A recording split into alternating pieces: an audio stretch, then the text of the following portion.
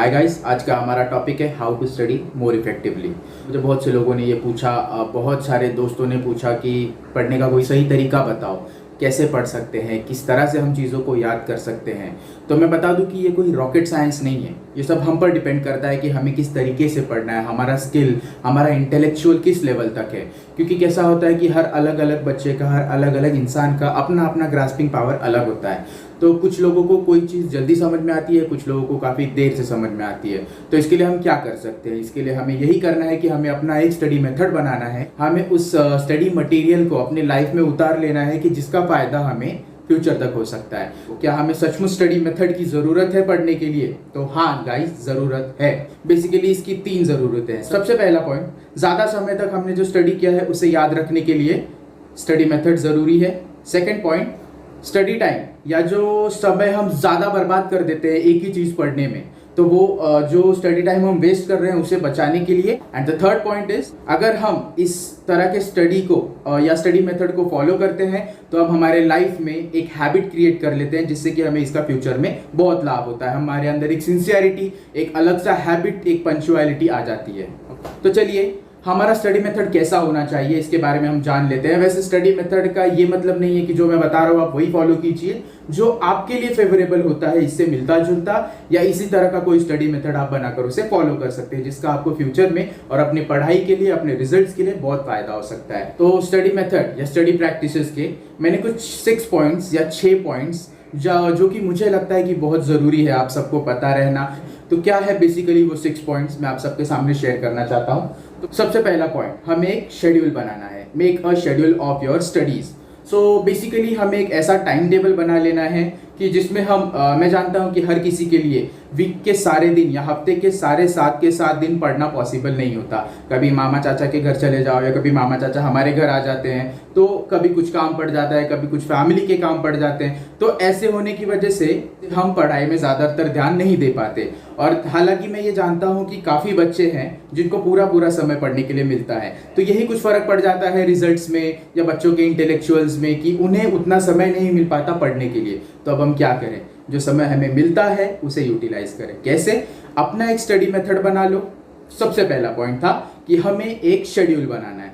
Schedule कैसा? तो एक टाइम टेबल बना लो कि एक वीक में आप अपने कितने दिन दे सकते हो पढ़ने के लिए। अब मान लो कि जैसे मैं अपनी बात करूं तो अगर मुझे पढ़ना है और मुझे हफ्ते में 2 या 3 ही दिन मिलते हैं, for example Friday, Saturday, Sunday, ये 3 ही दिन मिलते हैं जब मैं पढ़ पाता हूं, बाकी दिन मुझे कुछ काम होता है। तो अब मुझे क्या करना है? मुझे अपना वो समय इस तरह से डिवाइड करना है तीनों दिन का कि उन तीनों दिन में से मैं मिनिमम 2 आवर्स अपने पढ़ाई के लिए दूं। लेकिन हाँ, पूरी ईमानदारी से। हम अगर पढ़ने पर पूरा ध्यान देते हैं तो फिर हम इसका रिजल्ट जरूर देख सकते हैं। अब कैसे? मैं बता रहा। टाइम टेबल बना लिया, आपने फिक्स कर लिया कि मैं इतने दिन पढ़ सकता हूँ, तो उतने दिन में आपने एक समय फिक्स कर लिया कि हाँ 2 घंटे, 3 घंटे, 4 घंटे हम कितना टाइम रोज दे सकते हैं। जो वक्त हमने चुना है उसी वक्त पे हमें बैठना है, पढ़ना है पूरी ईमानदारी के साथ। तो जाहिर सी बात है, टाइम टेबल बनाइए तो सिर्फ चिपकाने के लिए नहीं, पढ़ने के लिए, फॉलो करने के लिए।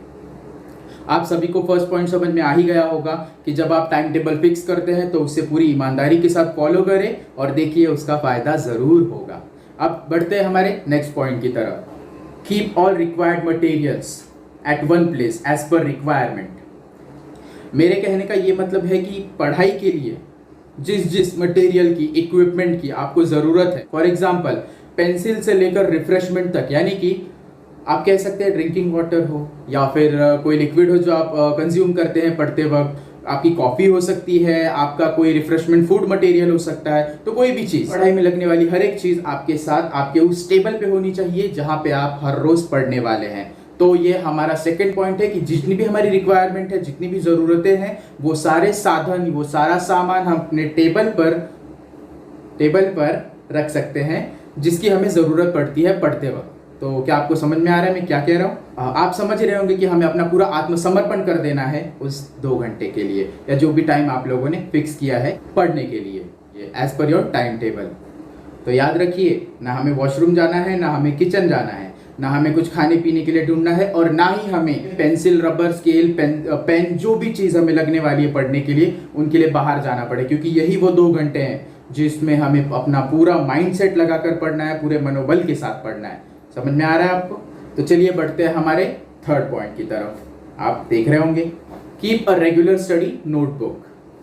मैं ये कहना चाहता हूँ कि हम जो कुछ भी पढ़ते हैं, जो कुछ भी हम स्टडी करते हैं, वो बुक्स में से या उस किताब में से जब भी हम पढ़ते हैं तो हम, कुछ लोगों की आदत होती है उसे हाईलाइट कर लेना, कुछ लोग अंडरलाइन करके रखते हैं या कुछ लोग नोट्स बनाते हैं। तो बेसिकली मैं ये कहना चाहूँगा कि रिसर्च के हिसाब से जब हम किसी चीज़ की नोट्स बनाते हैं या किसी भी स्टडी के नोट्स बनाते हैं तो वो काफ़ी फायदेमंद साबित होता है हाईलाइट करने के अलावा।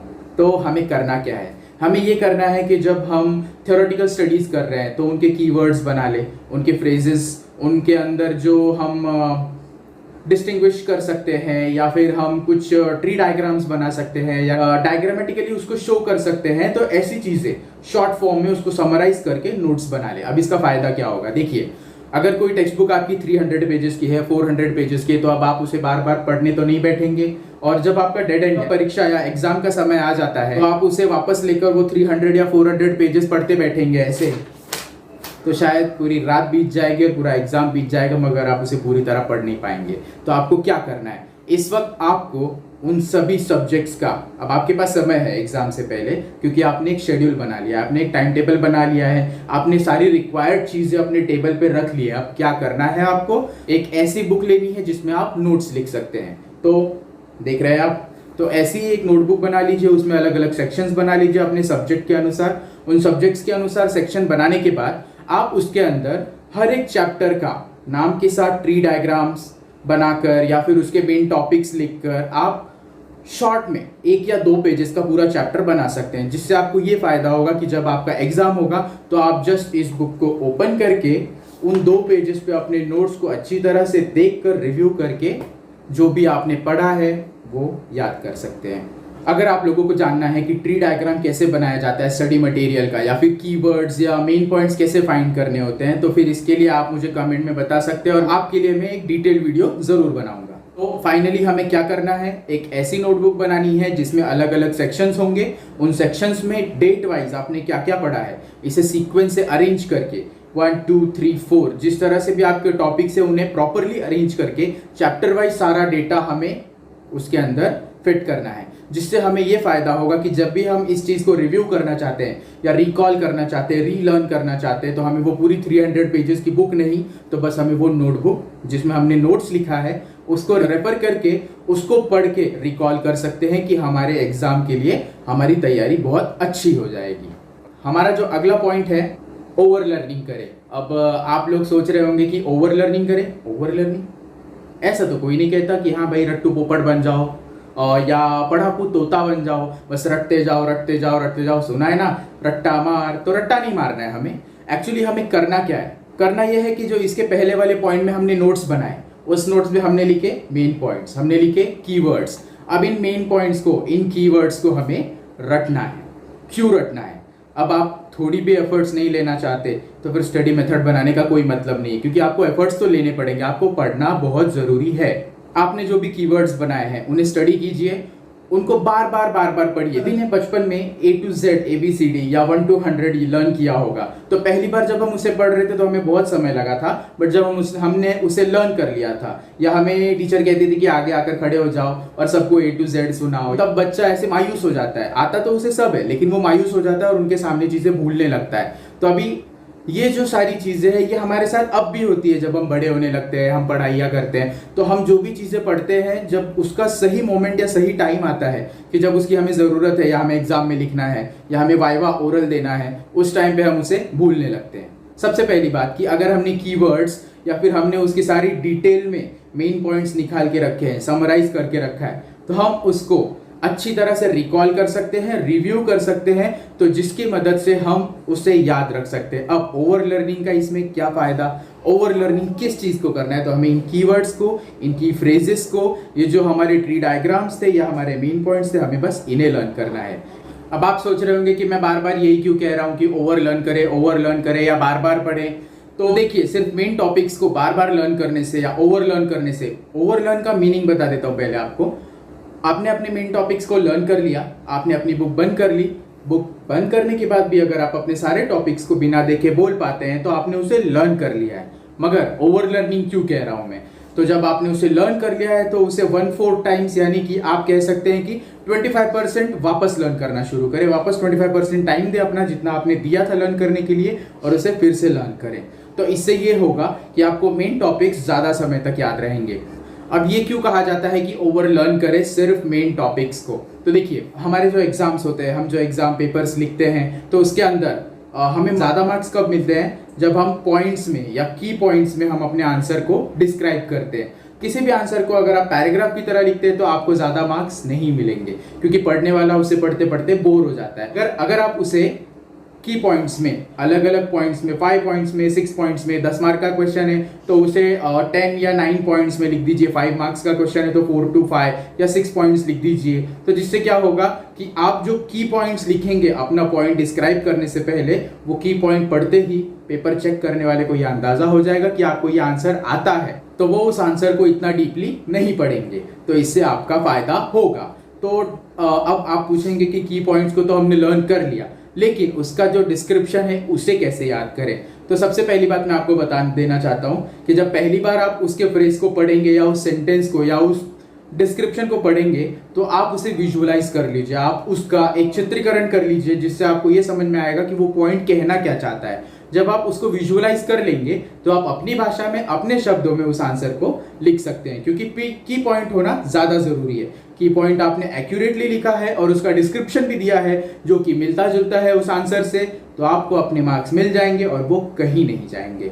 समझ में आ रही है आपको ये बात? चलिए आगे बढ़ते हैं। तो हमारा अगला टॉपिक है रिव्यूइंग द स्टडी मटेरियल। जो कुछ भी हमने पढ़ा है, जो कुछ भी हम अब तक कीवर्ड्स बनाते आए हैं, जो कुछ भी हम रिकॉल करते आए हैं, उन सबको रिव्यू करना। फॉर एग्जाम्पल, हमने एक टॉपिक के नोट्स बनाए, जो कुछ भी हमने पढ़ा, जिस चीज के बारे में हमने स्टडी किया, वो पढ़ाई होने के बाद जैसे ही हमारा वो 2 घंटा या जो भी हमने टाइम फिक्स किया है हमारे शेड्यूल में वो पूरा हो जाता है, उसे हमें 10 मिनट्स के अंदर, जस्ट 10 मिनट्स में रिकॉल कर लेना है, रिव्यू कर लेना है। जैसे ही हम उसे एक बार रिव्यू कर लेते हैं तो हमें वो चीज ज्यादा दिनों तक, ज्यादा समय तक याद रहती है। समझ में आ रहा है आपको? काफी सारे रिसर्च के आधार पर यह पता चला था कि जब भी हम कोई चीज पढ़ते हैं तो समय के साथ 80% तक पढ़ा हुआ हम भूल जाते हैं। तो वो जो 80% तक पढ़ा हुआ अगर हम भूल जाते हैं तो फिर पढ़ने का क्या फायदा? सही कह रहा हूं ना? तो मैं आप लोगों को एक ट्रिक बताऊंगा कि जैसे ही आप लोगों का वीक खत्म होता है, जो आपने शेड्यूल बनाया है वीक का, तो हर वीक के हिसाब से जितने भी आपने उस वीक में पढ़ाई की है, A to Z जितने भी सब्जेक्ट्स आपने पढ़े हैं, उनको बस आधा घंटा या हाफ एन आवर देकर रिकॉल कर लीजिए। 30 मिनट्स काफी है, क्योंकि आप रोज उसे एक बार रिकॉल कर चुके हैं और आपको इन 30 मिनट्स में आपके उस वीक के जितने भी दिन आपने पढ़ाई की है, जितनी भी डीपली आपने स्टडी की है, बस उसे रिकॉल कर लेना है और बस आपका काम आसान हो जाएगा। ये हमारे आज के टॉपिक का last but the main point, यानी कि सबसे मेन पॉइंट है, डोंट वेट फॉर मोटिवेशन। यानी कि किसी के इंस्पिरेशनल स्टोरी को या सक्सेस स्टोरी को सुनने के बाद फिर उससे मोटिवेट होकर फिर हम कहीं पढ़ना चालू करते हैं, तो ये गलत है।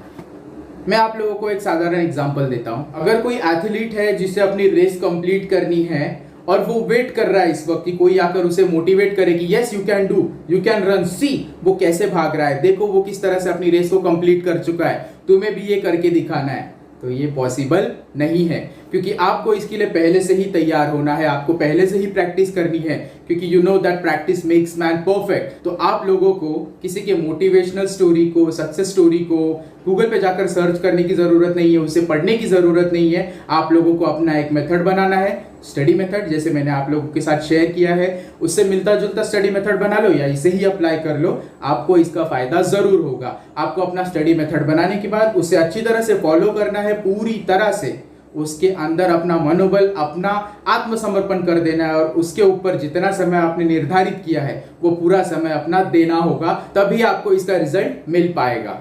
किसी की सक्सेस स्टोरी पढ़ने में या सुनने में और उससे इंस्पिरेशन लेकर फिर आगे अपने आप को सक्सेसफुल बनाने की सोचने में समय बर्बाद मत कीजिए। अपना स्टडी मेथड बनाइए, सेल्फ मोटिवेट कीजिए खुद को और पढ़ना शुरू कीजिए। आप अपने आप को दूसरों से ज़्यादा मोटिवेट कर सकते हैं और आप बहुत अच्छा कर सकते हैं दूसरों का इंस्पिरेशन लिए बिना। तो मैं समझ सकता हूं कि आप लोगों को हमारा ये वीडियो समझ में आ गया होगा। मैंने जो जो टॉपिक्स आप लोगों को बताए, मैं आप लोगों को ये मेन टॉपिक्स रिकॉल कर देता हूं। तो चलिए हमारा सबसे पहला टॉपिक था, हमें एक शेड्यूल बनाना है, एक टाइम टेबल बनाना है। जो हमारा सेकंड पॉइंट था कि हमें हमारे ज़रूरत के सारे रिक्वायर्ड मटेरियल जो हमें स्टडी के लिए ज़रूरी है उन सभी को एक जगह पर तैयार रखना है पढ़ने से पहले। हमारा थर्ड पॉइंट था कि रेगुलर स्टडी नोटबुक, जिसमें आप अपने नोट्स बना सकते हैं, जो आपके लिए बहुत फायदेमंद साबित होगा। हमारा फोर्थ पॉइंट था ओवर लर्निंग करें। Over learning in the sense आप लोग समझ गए हैं कि मैं क्या कहना चाहता था, सिर्फ मेन टॉपिक्स या इंपॉर्टेंट टॉपिक्स को ओवर लर्न करें। हमारा जो फिफ्थ पॉइंट था वो था रिव्यूइंग द स्टडी मटेरियल। तो हमारे स्टडी मटेरियल को रिव्यू करना 2 या 3 बार वीकेंड पे, और पढ़ने के बाद 10 मिनट्स देकर अगर हम उसे रिव्यू कर लेते तो हमारा बहुत फायदा होगा। एंड हमारा last but the main topic, don't wait for motivation. किसी के भी मोटिवेशन या इंस्पिरेशन के लिए वेट मत कीजिए, अपनी पढ़ाई अपने स्टडी मेथड से कीजिए और खुद को सेल्फ मोटिवेट कीजिए, क्योंकि आपको पता है कि आपके सक्सेस के जिम्मेदार आप हैं। तो इस बात को समझिए और फॉलो कीजिए। अगर आपको हमारा आज का ये टॉपिक पसंद आया और इससे आपको किसी भी तरह का फायदा हुआ तो इस वीडियो को जरूर लाइक करें, सब्सक्राइब करें, और इस वीडियो का बेस्ट पार्ट नीचे वीडियो में कमेंट जरूर करें, जिससे मुझे समझ में आए कि आपको इससे क्या समझ में आया। और हाँ, अगर आपके पास अपना कोई स्टडी मेथड है तो आप वो मेरे साथ शेयर कर सकते हैं। एंड गाइस, अगर आप इस वीडियो का अगला पार्ट चाहते हैं जिसमें मैं आप सबको ये बताऊं कि मेरा स्टडी मेथड क्या था, मैं किस तरीके से पढ़ाई करता था, और मैं उसे डीपली आप लोगों के साथ शेयर करूंगा, हो सकता है वो आप में से किसी एक के काम जरूर आए। इस वीडियो को एंड करने से पहले मैं आप लोगों को एक बात कह देना चाहता हूं कि हमारे सक्सेस के जिम्मेदार हम होते हैं। We are responsible for our success. So हमारा एक ही मोटो होना चाहिए, हर उस पढ़ने वाले बच्चे का एक ही मोटो होना चाहिए कि I am responsible for my success. मेरे सक्सेस का जिम्मेदार मैं हूं, तभी वो अच्छी तरह से पढ़ पाएगा और अपने उद्देश्य को साध कर पाएगा। और हाँ, जो खुद की मदद करता है उसे दूसरों के मोटिवेशन और इंस्पिरेशन की जरूरत कभी नहीं पड़ती। तो अपना स्टडी मेथड बनाइए, स्टडी मटेरियल्स रिक्वायरमेंट के हिसाब से इकट्ठा कीजिए और अपने स्टडी पे लग जाइए फटाफट से, और आपको इसका फायदा जरूर होगा। ये मेरा आपसे वादा है। तो चलिए दोस्तों, मिलते हैं अगले वीडियो में। कमेंट करके जरूर बताएं आपको अगला वीडियो किस टॉपिक पर चाहिए।